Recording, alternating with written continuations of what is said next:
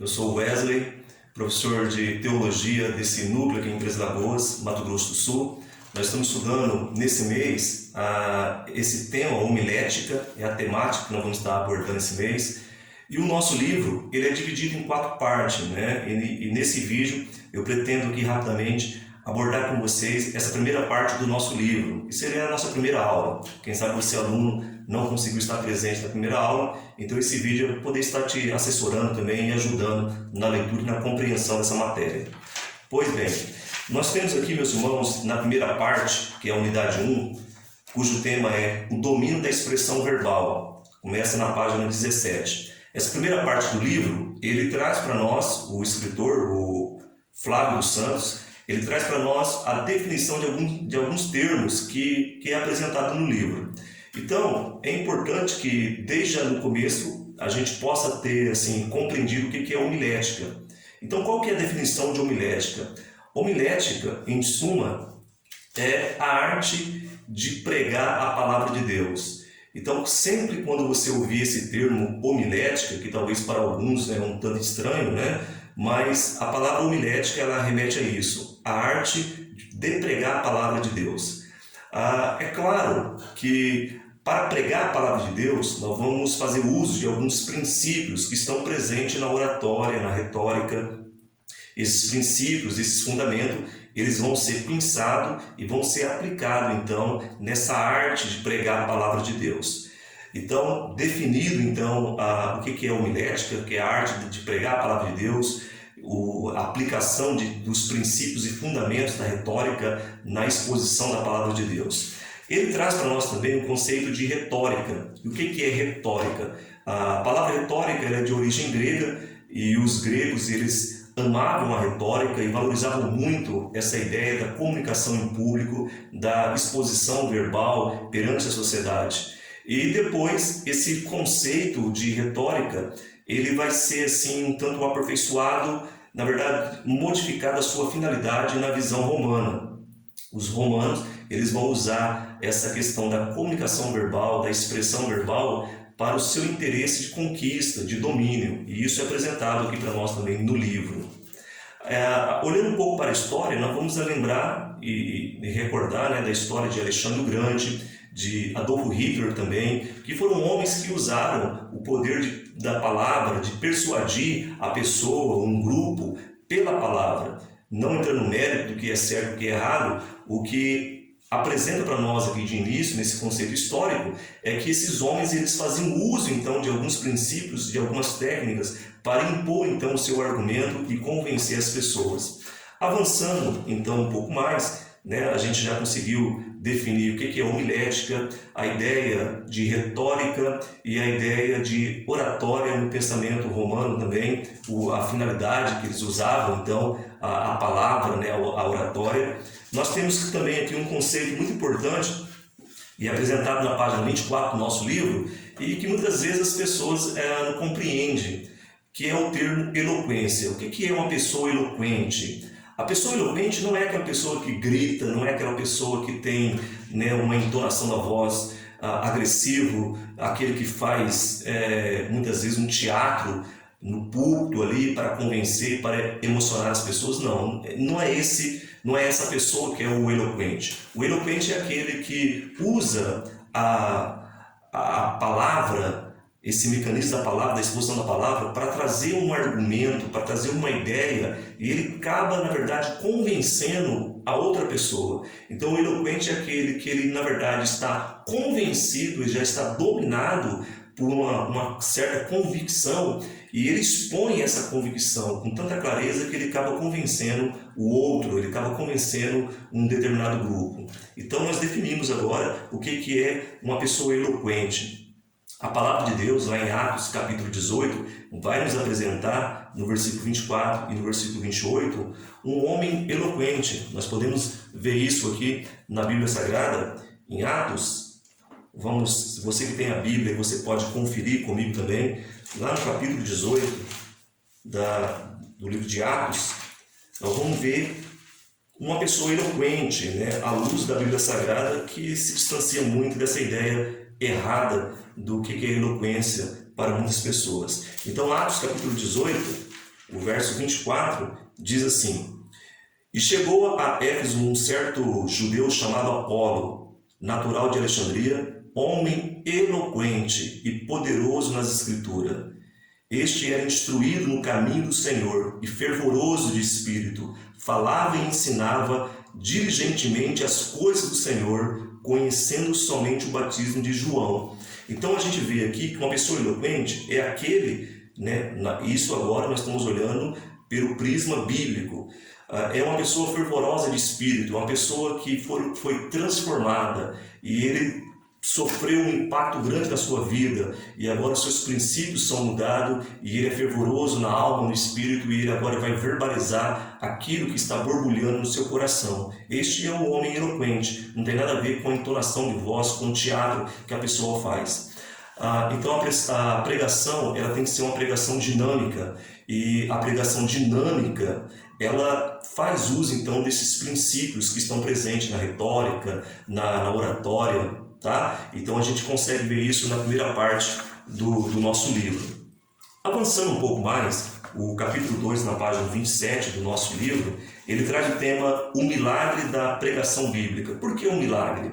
Porque a pregação bíblica ela é, na verdade, um milagre para aquele que está expondo a palavra de Deus, porque a palavra de Deus, uma vez encontrou o pregador, esse homem pecador, e transformou as suas convicções, transformou a sua vida, e agora ele leva adiante esse milagre. Aquilo que ele sofreu na sua vida de modo positivo, ele vai, na verdade, ser um canal, ele vai ser aquele que vai estender adiante, ele vai estender ao outro esse milagre que aconteceu na sua vida. Então, a pregação ela é um milagre. A própria Bíblia Sagrada que nós temos em mãos, e nós vamos ter um momento oportuno para conversar a respeito disso, ela já é um milagre, ela alcançou as nossas vidas. A palavra de Deus alcançou as nossas vidas, tivemos a vida transformada e agora a exposição ela é um milagre. Então Deus ele confiou essa missão de levar a palavra de Deus não aos anjos, não a outro ser, a não ser o ser humano, né? O homem criado em imagem e semelhança de Deus, ele foi alcançado por essa palavra e agora incumbido dessa responsabilidade de levar adiante a exposição da palavra de Deus. Ele diz aqui na página 27 que a oratória bíblica ela tem algo em comum com a oratória bíblica, com a oratória secular. Então, a oratória, a exposição secular, um palestrante, tem alguma coisa em comum, que é as técnicas. Então, as técnicas que um palestrante secular, de que ele vai numa empresa e ele usa essas técnicas, nós podemos pensar assim, podemos alcançar e aplicar nas nossas vidas para que nós venhamos fazer uma homilética, para que nós venhamos expor a palavra de Deus, né? A arte da exposição da palavra de Deus, então faz uso desses princípios. Mas ela vai diferenciar da exposição secular. Por quê? Quando nós pregamos a palavra de Deus, nós não estamos apenas municiados de técnicas, né, de técnicas seculares. Não, nós temos a unção do alto, nós temos o Espírito de Deus nas nossas vidas que vai nos capacitar para que nós possamos ser um instrumento de Deus e uma bênção, um canal de bênção para as pessoas. Então ela tem essa diferença, que é a ação do Espírito de Deus na vida do pregador.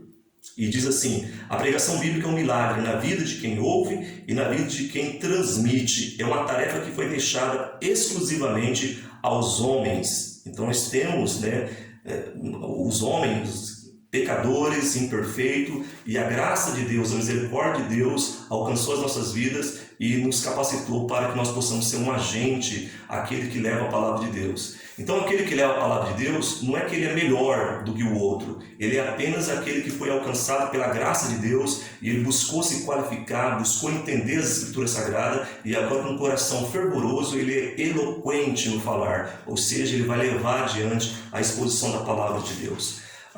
Nós podemos aqui olhar no livro também, na página 28, que nos diz assim: é importante ressaltar que a conquista de uma boa oratória exige dedicação, paciência e perseverança. Sabe que eu vejo muitas vezes a pessoa, um novo convertido, ele se frustra muito rápido. Por que ele se frustra?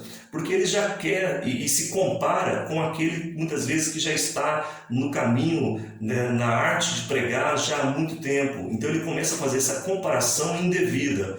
Não é certo fazer isso. Nós temos que ter paciência, dedicação, tempo, maturidade. Você, talvez novo na fé, pode copiar na íntegra, não deve fazer isso, mas se você copiar na íntegra um sermão que foi exposto por um homem, um ancião, um homem de Deus que já tem uma longa jornada, vai ser totalmente diferente. Por quê? Porque na verdade a palavra foi dada para um público específico, para um momento específico e através de uma pessoa específica que tem as suas experiências com Deus, a sua maturidade, e isso aí vai fazer toda a diferença no verbalizar a palavra de Deus. É por isso que não dá certo copiar, fazer cópia de mensagem e tentar levar ali pensando que vai surtir o mesmo efeito, que não vai dar certo. Então precisa daquele que está se preparando, né? Dedicação, paciência, para que no tempo devido Deus venha te usar dentro das suas qualidades, dentro das suas características, dentro daquilo que é peculiar à sua pessoa, tá? Então nós temos, na página 29, ele apresenta para nós o auxílio do Espírito Santo de Deus. Nós temos em Isaías, no capítulo 6, o versos 6 e 7 da Bíblia Sagrada, um versículo que nos diz assim: então voou para mim um dos serafins, trazendo na mão uma brasa viva, que tirada do altar com uma tenaz, e com a brasa tocou-me a boca e disse: eis que isso tocou teus lábios, e a tua iniquidade foi tirada, e perdoado o teu pecado.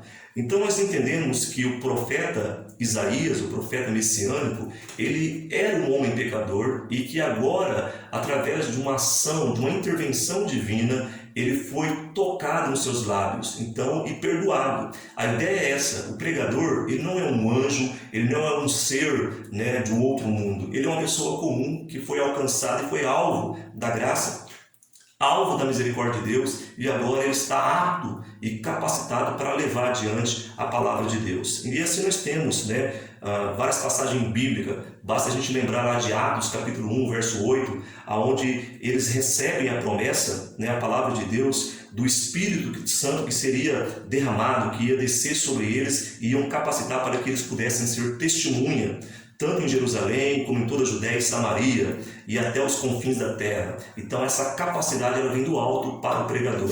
Não é apenas características, técnicas, né, de oratória. É a unção que vai fazer a diferença na vida do homem e da mulher que prega a palavra de Deus. Então, nós somos um porta-voz da palavra de Deus, um mensageiro da palavra de Deus, fomos transformados. E esse capítulo, o capítulo 2, ele termina trazendo uma pergunta para nós assim, lá na página 31 do seu livro. Há muitos homens e mulheres que se dizem mensageiros de Deus, porque estudam teologia, praticaram muito a arte de falar bem, mas não podem ser considerados verdadeiros porta-vozes de Deus. Por quê? Por quê? Porque não é apenas técnica, é isso que nós conversamos aqui no início, né? Ele precisa conhecer a Bíblia, ele precisa ter uma vida de renúncia, tem que ter uma dependência do Espírito Santo, o seu sermão tem que ser regado com lágrimas, com oração, antes de expor a palavra de Deus, ter humildade, e isso aqui é apresentado então para nós, né? Na página 31 aqui, que muitas pessoas, muitas vezes eles ficam tão bitolados, eles querem aprender a falar em público, mas se esquece do essencial, que é esse relacionamento, essa intimidade com Deus. Avançando aqui, para que nós não venhamos ficar, né, com muito tempo de vídeo, é apenas para você ter uma ideia, uma compreensão daquilo que está presente aqui nessa primeira parte do nosso livro. Na página 33, o capítulo 3, ele diz assim: pregar é uma conquista. Pois bem, a gente, olhando aqui, ele apresenta para nós uma pesquisa dizendo que quase 50% das pessoas têm medo de falar em público. Então é uma grande assim, fobia, né, mundial, é um dos maiores medos da humanidade. A pessoa sente calafrio, ela sente dor na barriga, começa a transpirar pelo simples fato de saber que ele vai estar falando em público, que vai estar sendo observado, vai estar sendo avaliado. Isso daí é comum até na vida dos grandes pregadores, homens que já estão aí pregando a palavra de Deus. Sempre quando, né, se ele tem um temor de Deus, ele vai sentir essa preocupação, essa tensão. Mas é claro que com algumas técnicas, com alguns fundamentos que são aprendidos e depois aplicados, vai ficando mais fácil. E sempre quando a pessoa tem mais oportunidade para pregar ou para ensinar para um grupo determinado a palavra de Deus, ele vai melhorando, ele vai aplicando e ele vai então tirando aquilo que está atrapalhando e ele vai se policiando e vai dando certo. Então, com o tempo, com paciência e com bastante exercício, né, praticando, ele vai então se adequando e vai sendo um grande homem de Deus, um grande pregador da palavra de Deus.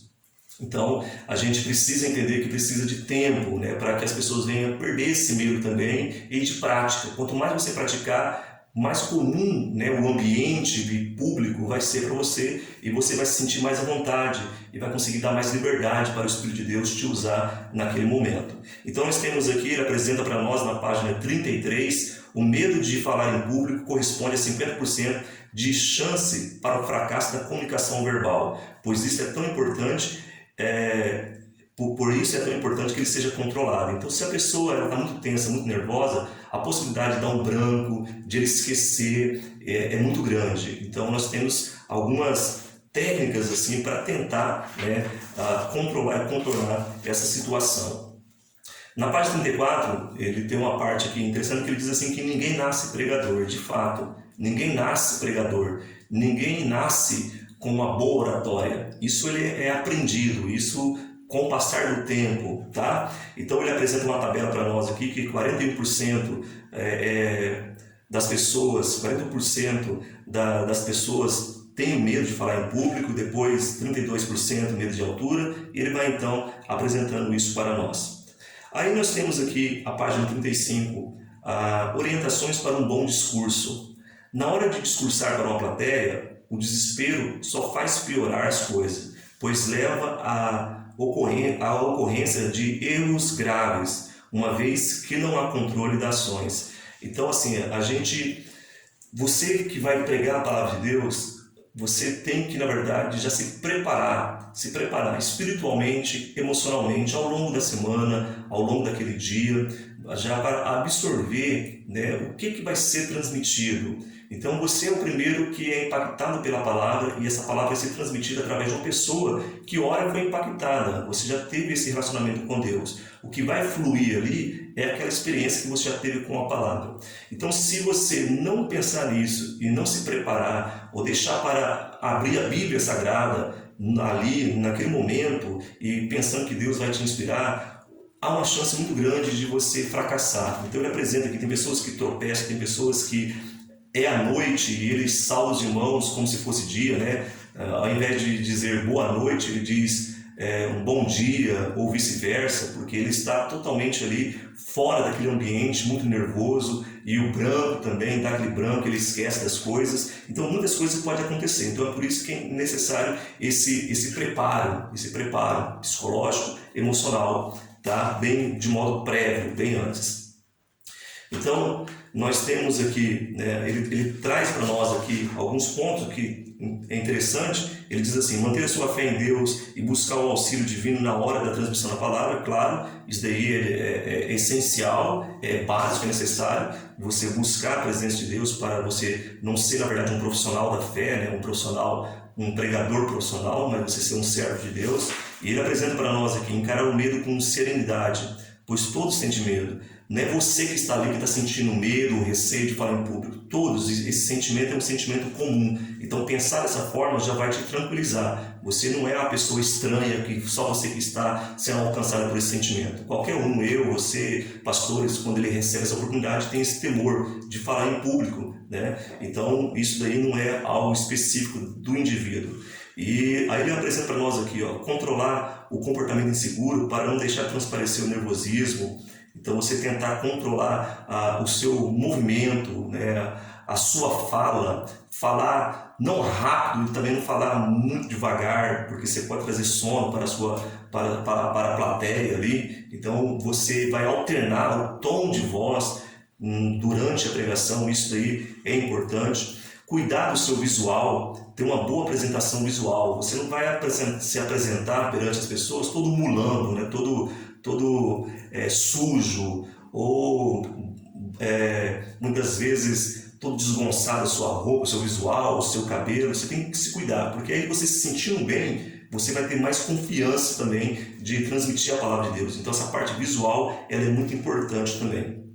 E ele apresenta outras coisas assim que podem ser, na verdade, ser usadas, como meditar em passagens bíblicas, que vem trazer coragem para você. Ele cita aqui Filipenses capítulo 4, verso 13.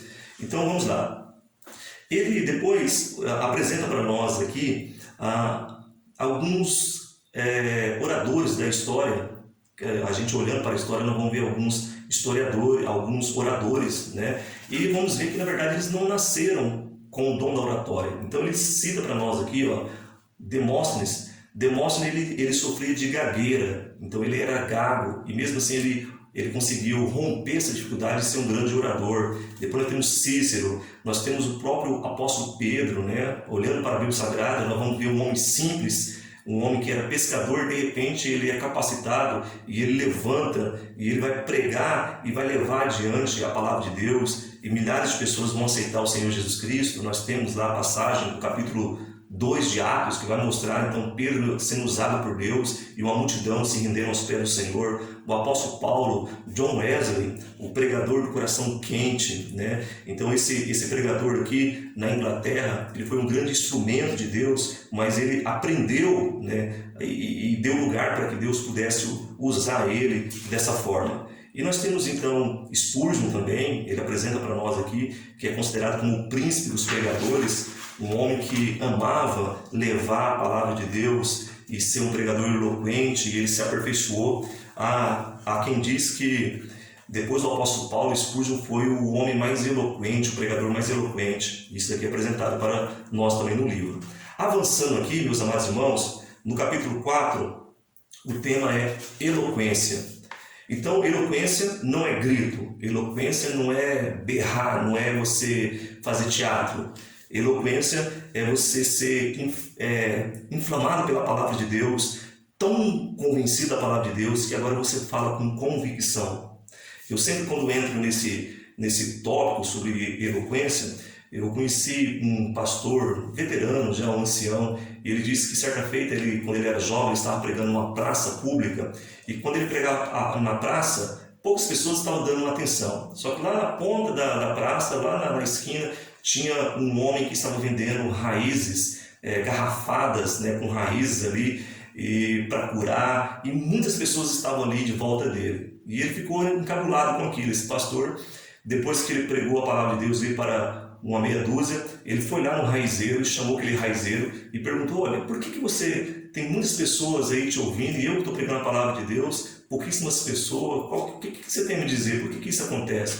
E aquele raizeiro disse para o pastor, um pastor ancião, um amigo meu, ele disse assim: olha, porque eu estou falando de uma mentira como se fosse verdade, e você está falando uma verdade como se fosse mentira. E naquele momento foi o divisor de águas para ele. Depois daquele momento, daquela experiência, Deus acabou usando aquele raizeiro e ele foi despertado para pregar a palavra de Deus com convicção, com eloquência, né? Com convicção, com certeza daquilo que você está falando. Então isso é muito importante. Você, quando for falar a palavra de Deus, você não tenha dúvida do que você está apresentando.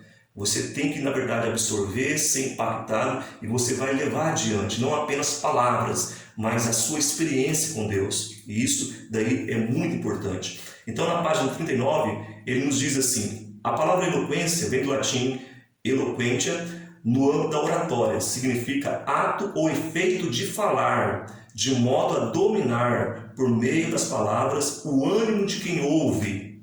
Quando você está ouvindo uma pessoa eloquente, você não vê a hora passar. Quando ele termina, ele fala 1 hora, ele fala ali 40 minutos, e você fala: nossa, acabou o tempo já, porque foi muito gostoso de ouvir essa pessoa. Você tem o seu ânimo, né, o seu coração, a sua mente dominada, alcançada por aquelas palavras, você é envolvida por aquele ambiente, porque tamanha é a convicção que está sendo verbalizada e transmitida naquela pregação. Então, o pregador eloquente, ele deixa visível o seu entusiasmo, ele consegue convencer as pessoas, os outros, porque na verdade ele já foi convencido pela palavra de Deus. Aí, nós virando a página aqui, nós temos então na página 40, a eloquência é uma arte que trata da disposição e da elegância das palavras no discurso.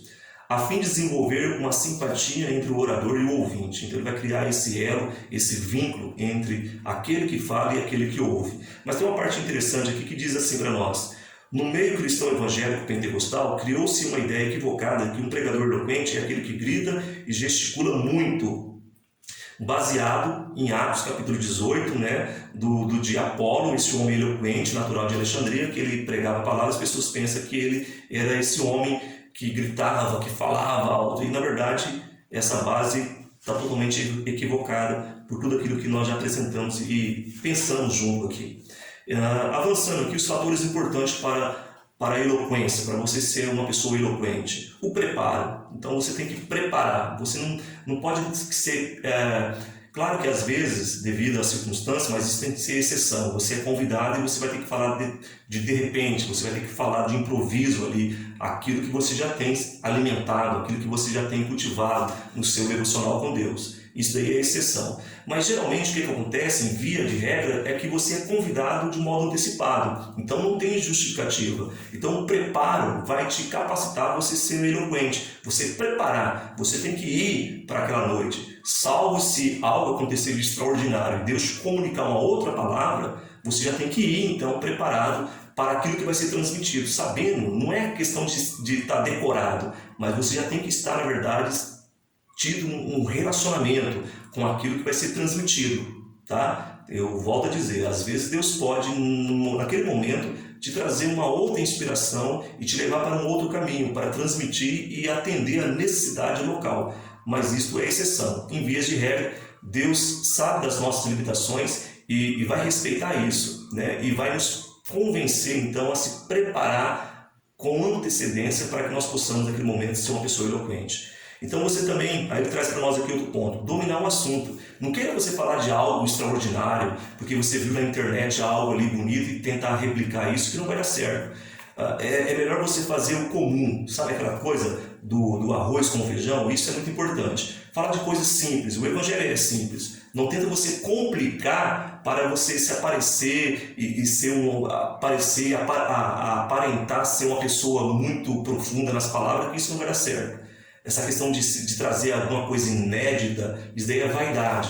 Então trabalhe no simples, nos textos sagrados, daquilo que as pessoas vão entender, respeite o seu público, não tenta trazer uma revelação, algo ali que ao invés de trazer edificação, vai trazer na verdade dificuldade, confusão para a igreja. Então nós temos que desviar dessa vaidade, de trazer um assunto que você domina, que você já estudou, que você já se preparou, falar com convicção daquilo que você está dizendo, não com dúvida, Então, imagina uma pessoa era chamada para falar sobre o batismo com o Espírito Santo, mas ela mesma não é batizada com o Espírito Santo e ela tem dúvida disso. É claro que ele não vai conseguir trazer algo convincente, então é apenas um exemplo para ilustrar isso. Então você tem que falar daquilo que você tem convicção e daquilo que você já experimentou. Experimentou e agora você vai levar adiante para as pessoas. Então aí ele apresenta para nós aqui, eu achei muito bacana essa ideia também, do estilo próprio. Tem o seu estilo, você é único, você é exclusivo. Não tenta imitar o outro, não tenta ser uma pessoa que olha na internet e copia aquele pregador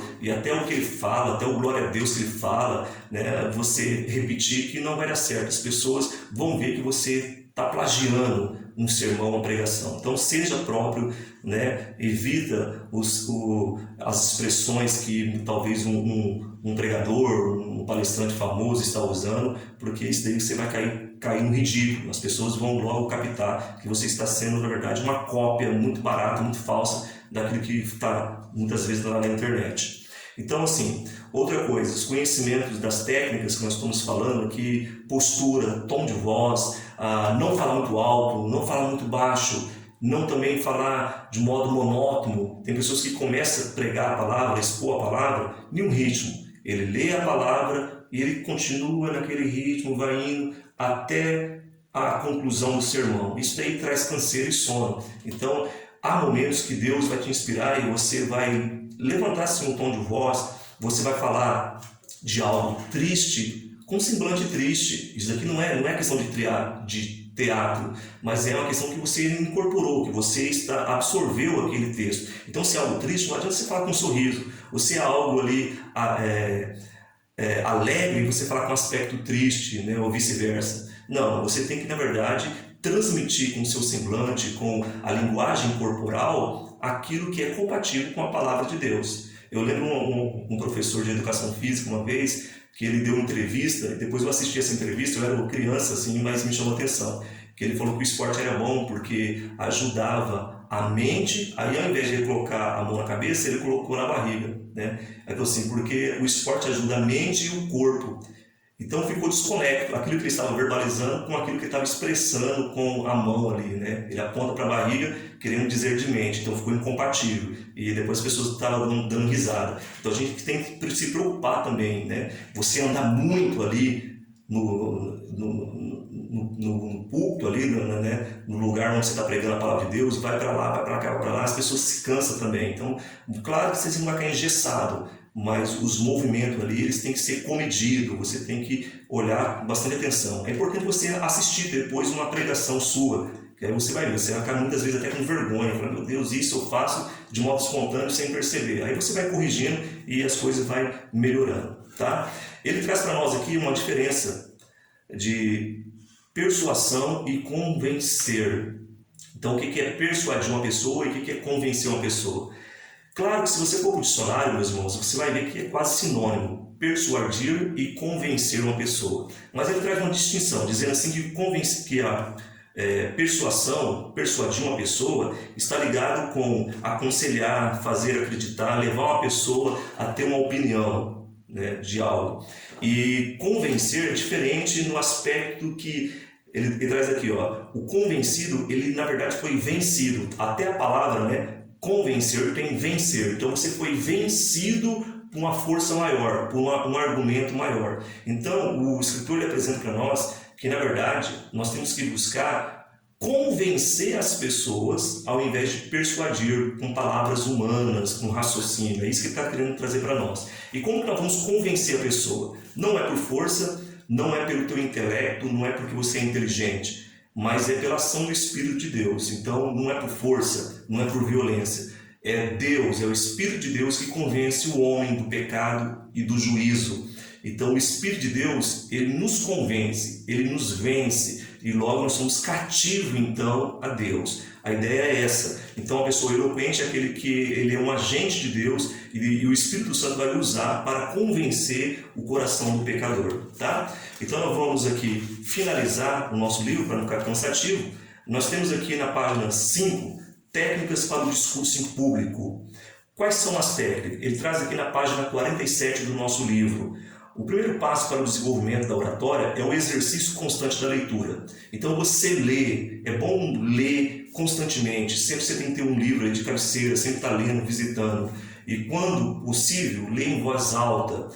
E quando você fazer a leitura, você tem que repetir então a pontuação, né? Ele apresenta para nós aqui, você não pode ler muito rápido e nem lento demais. Você tem que arredondar as palavras, as suas palavras, aquilo que é verbalizado, tem que ser claro. E você, quando está lendo em voz alta e você está ouvindo aquilo que você está verbalizando, você consegue trazer ali algumas correções, você consegue corrigir, né? Porque às vezes a pessoa, ela tem uma dicção não muito boa e na hora de falar as pessoas não entendem porque ficam embolado. E com a leitura em voz alta, no seu quarto, ali no seu escritório, você vai conseguir se aperfeiçoar e corrigir esses fatores aí. Tudo bem? Então vamos lá, olha só.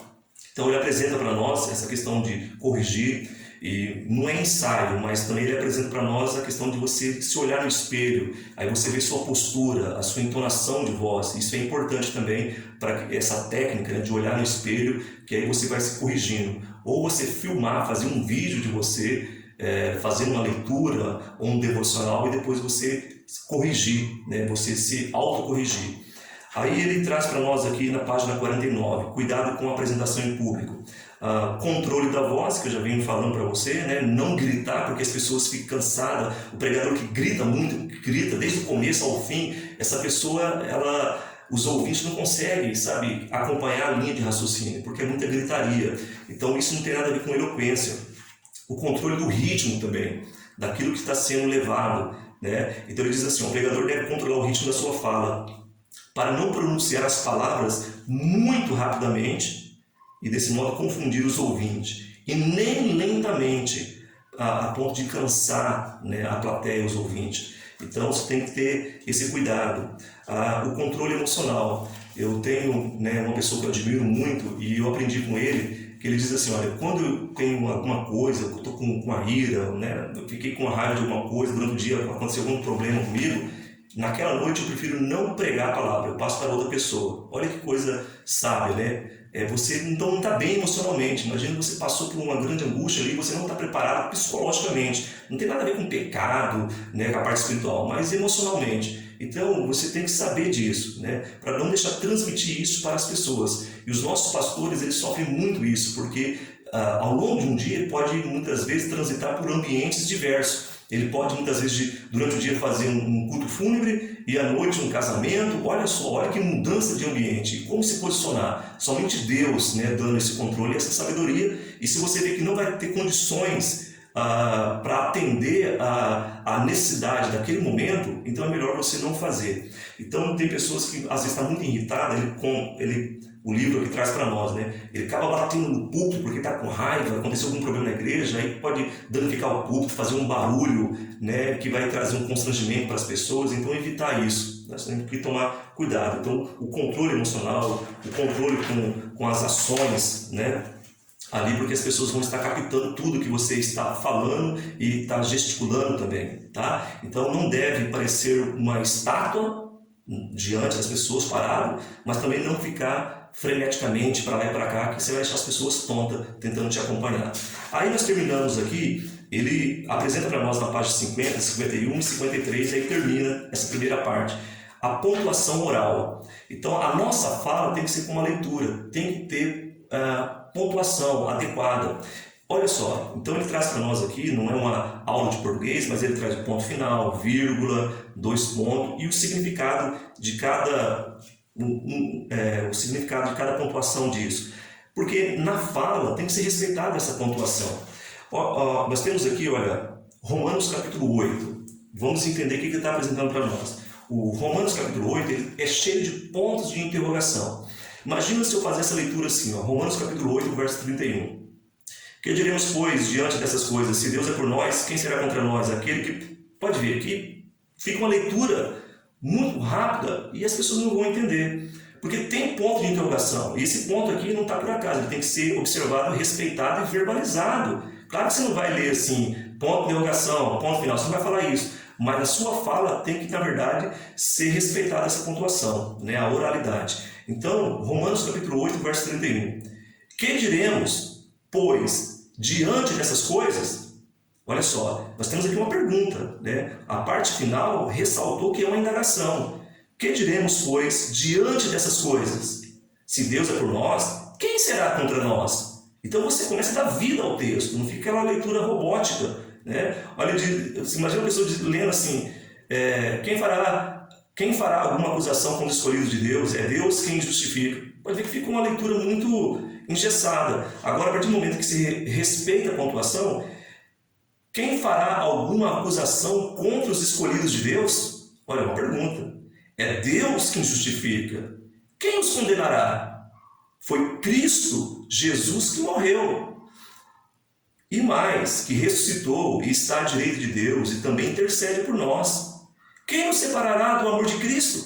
Então perceba que você consegue externar a pergunta, né? Muitas vezes exclamação também. O Salmo 24, ele termina dizendo assim, o Senhor dos Exércitos, Ele é o Rei da Glória. Aqui uma exclamação. Então você começa a transmitir com vida e a leitura ela fica mais gostosa e mais perceptível para os ouvintes. Amém? Então nós terminamos aqui a primeira parte do nosso livro, abordamos alguns conceitos, alguns termos que são apresentados para nós, algumas técnicas que são observadas, né? Ritmo, entonação de voz, aprendemos o que é eloquência e várias outras coisas aqui que dá para você aprofundar lendo esse livro e estudando. Eu creio sim que vai ser uma bênção para a tua vida. É a primeira aula, o primeiro contato nosso com esse livro, muita coisa boa ainda nos reserva nesse livro. Nós vamos estudar, né? Nós olhando aqui no sumário, nós temos muita coisa ainda para ser observada e estudada, né? Comunicação da mensagem, como preparar um sermão, tudo isso nos aguarda, tudo bem? Então que Deus abençoe vocês, eu espero que este momento tenha sido um momento frutífero e aproveitoso para a tua vida também. Que Deus abençoe os amados irmãos, em nome do Senhor Jesus.